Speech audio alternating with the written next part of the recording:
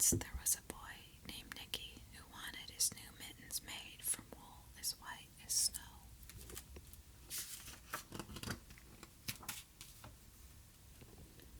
At first, his grandmother, Baba, didn't want to knit white mittens.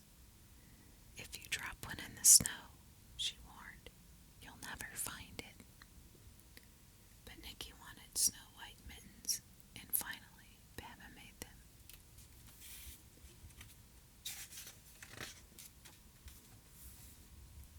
After she finished, she said, "When you come home, first I will look to see if you are safe and sound, but then I will look to see if you still have your snow-white mittens."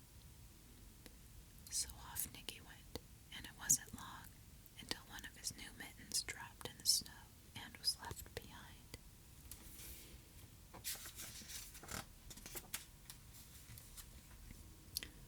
A mole, tired from tunneling along, discovered the mitten and burrowed inside. It was warm and cozy, and just the right size, so he decided to stay.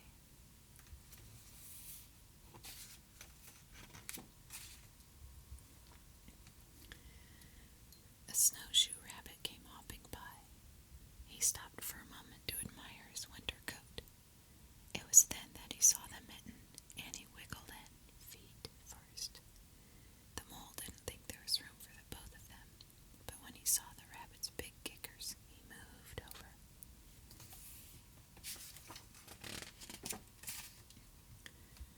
Next, a hedgehog came snuffling along.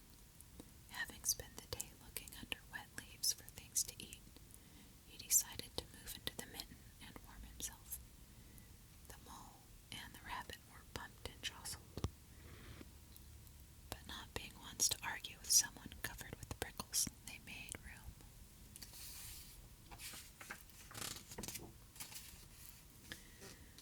As soon as the hedgehog disappeared into the mitten, a big owl, attracted by the commotion, swooped down.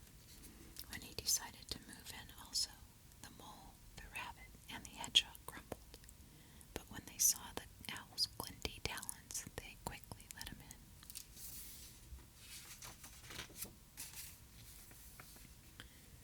Up through the snow appeared a badger.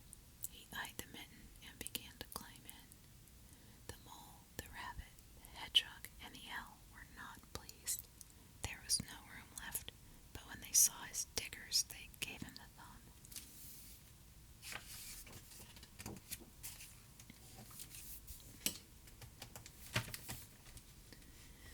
It started snowing, but the animals were snug in the mitten. A waft of warm steam rose into the air, and a fox trotting by stopped to investigate. Just the sight of the cozy mitten made him feel drowsy. The fox poked his muzzle in. When the mole, the rabbit, the hedgehog, the owl, and the badger saw his shiny teeth, they gave the fox lots of room.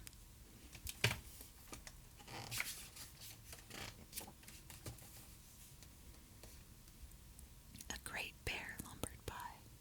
He spied the mitten all plumped up. Not being one to be left out in the cold, he began to nose his way in.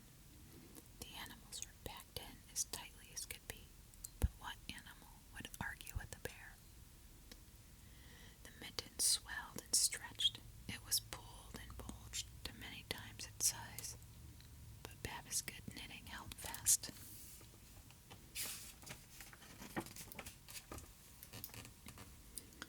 Along came a meadow mouse, no bigger than an acorn. She wriggled into the one spot left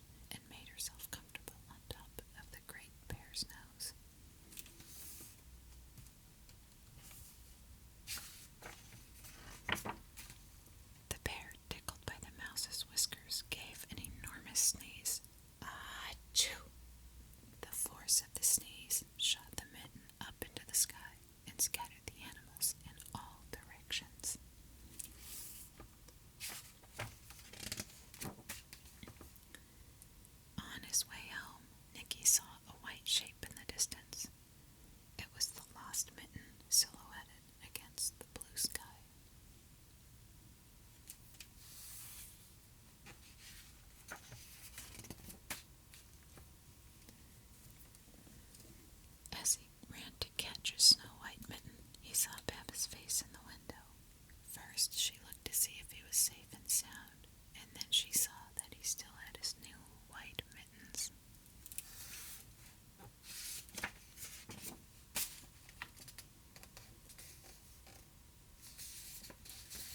Farewell to Shady Glade.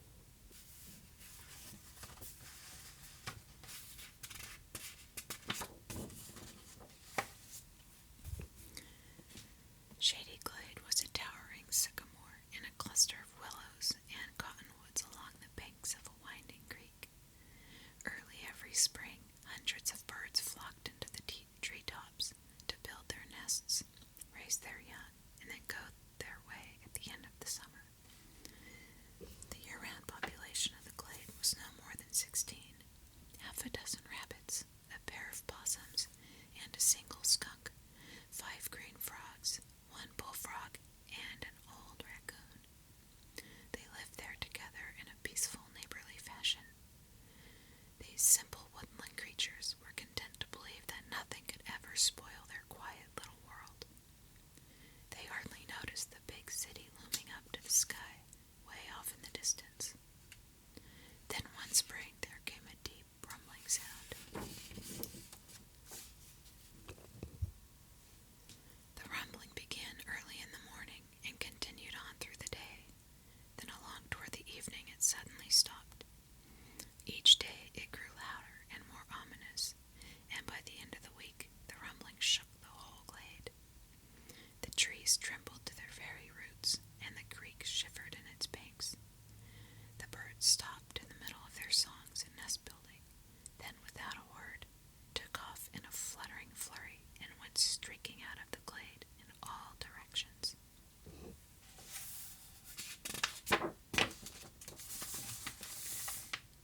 The sudden departure of the birds caused great alarm among the other creatures of the glade. They wondered whether it was merely the noise that had scared them off, or if there was a threat of real danger. They quickly gathered in a frightened group around the wise old raccoon, anxious to hear what he thought about the mysterious rambling. "It's not a train," said the old fellow, bearing up at the railroad trestle that straddled the creek. "And there hasn't been a cloud in the sky for weeks, so the rumbling can't be thunder." "A little noise never hurt anyone," boomed the bullfrog. "Just the same," warned the raccoon, "we'd better find out what it is." And he went scrambling up the towering sycamore, all the way up the twisting trunk to the very top branches.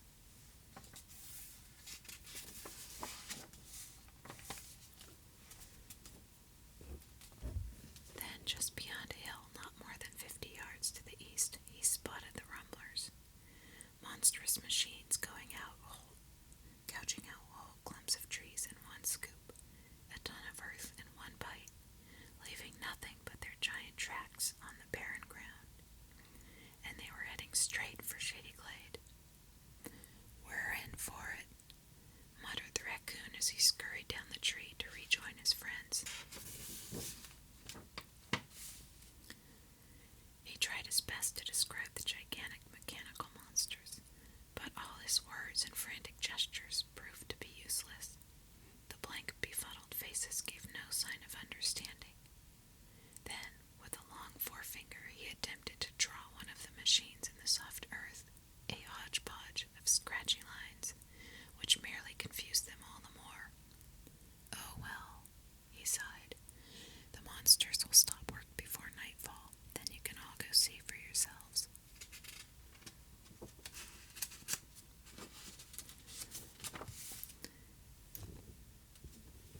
Along toward evening, after the rumbling had stopped, the raccoon led his little animal friends out of the glade and across a grassy meadow. When they caught sight of the huge mechanical monsters, they stopped dead in their tracks, trembling with fright. All but the brave raccoon. He waddled straight for the nearest machine and went climbing up a giant wheel to perch on the top. "Have no fear," he said. "They can't budge an inch without their drivers. Right now they're helpless. Then this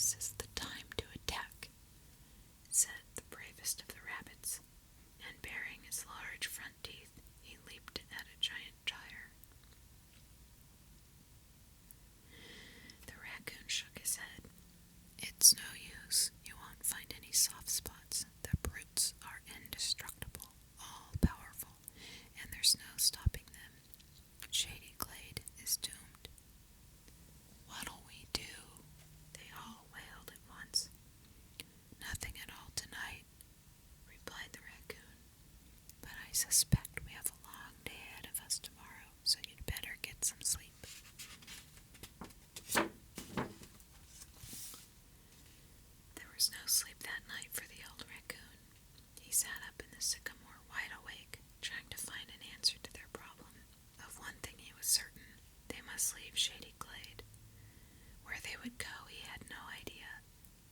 He had spent his whole life in the glade, and the trip out to view the machines was the farthest he'd ever ventured. The outside world was a big mystery. The raccoon only knew there was an awful lot of it, so he figured there was a very good chance of finding another Shady Glade out there somewhere. At least they must take that chance.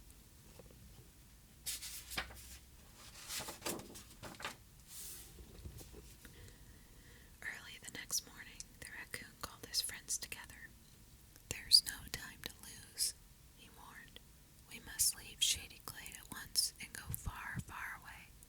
Not just a little way, hundreds of miles away, where the monsters will never catch up with us." "But where?" whimpered a rabbit. "We won't know until we get there." "And how do we go?" boomed the bullfrog. "Fly?" "We take the train." This left them wide-eyed and speechless, so the raccoon quickly explained. "We'll board the train from the sycamore," and pointed to a limb that went twisting high above the creek up over the railroad trestle. "Not me," boomed the bullfrog. "I'll take my chances right here." Then he leaped into the creek, kerplop, and his 5 friends followed with a blink, blink, blink, blink.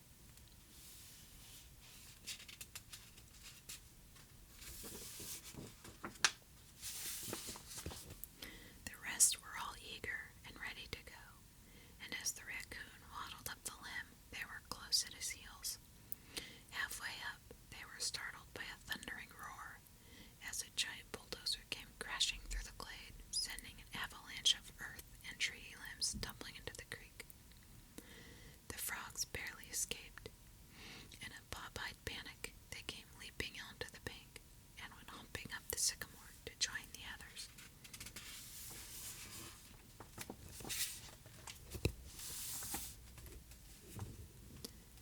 They were all no sooner bunched together over the trestle when a train whistle sounded above the roaring bulldozer. "Now don't jump until I give the signal," shouted the raccoon, "and when you land, remember to land flat." When the diesel locomotive came rushing under them, the raccoon raised a finger. "Get set. Get set." And as the streamlined cars flashed by, he gave the signal, "All aboard." And they jumped, each one in a perfectly flat 4-point landing. Everyone but the roly-poly raccoon, who hit with a big bounce and nearly rolled off before he caught himself. Then he turned for one last farewell look at Shady Glade. A fleeting glimpse of the sycamore as the great tree toppled and disappeared in a billowing cloud of dust.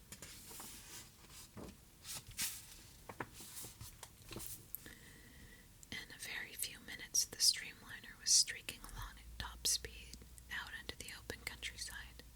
The rolling farmland stretched on, mile after mile, wheat fields and cornfields and barbed wire fences as far as the eye could see.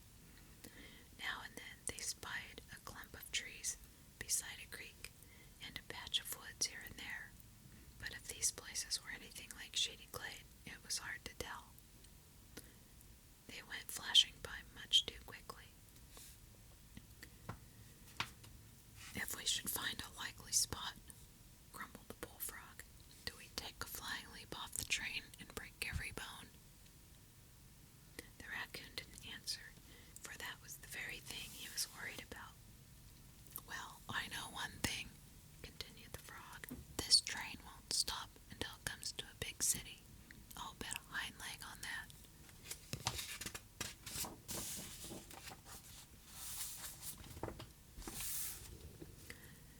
The bullfrog was right.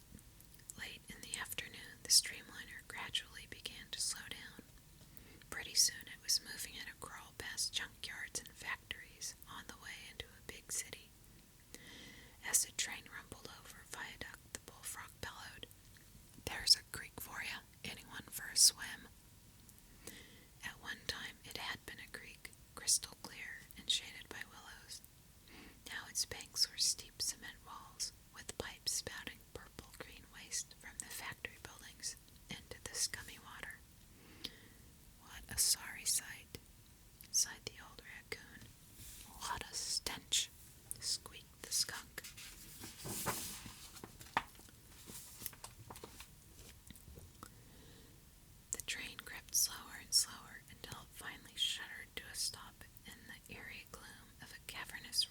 that station.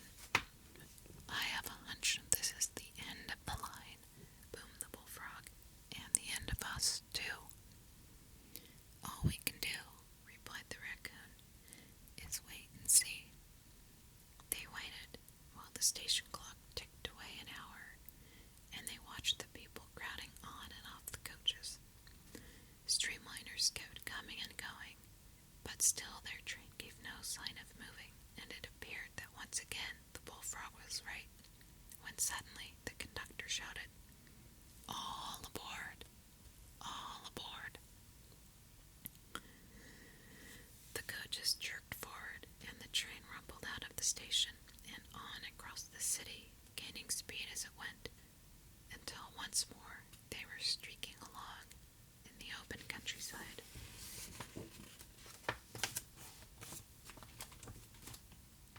As the miles went rolling by through the long afternoon, the scenery began to change. Now the farmland was hilly, with more and more trees, and the old raccoon's beady eyes brightened with renewed hope. His friends didn't seem to notice. They were too travel-weary and drowsy to care, and one by one they dropped off to sleep.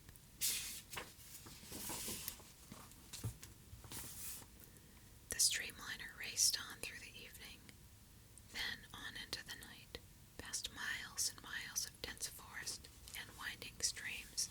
1,000 shady glades rolled into one, and only a few jumps away. But that first jump was impossible.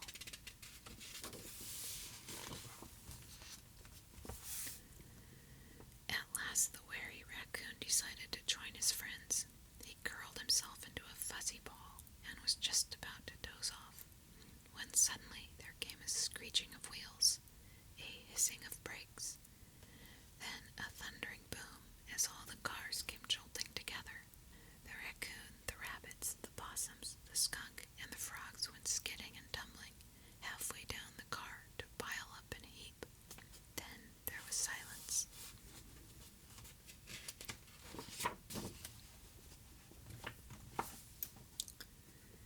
The train had stopped. Pretty soon, excited voices echoed into the dense woods along the track. "What's up?"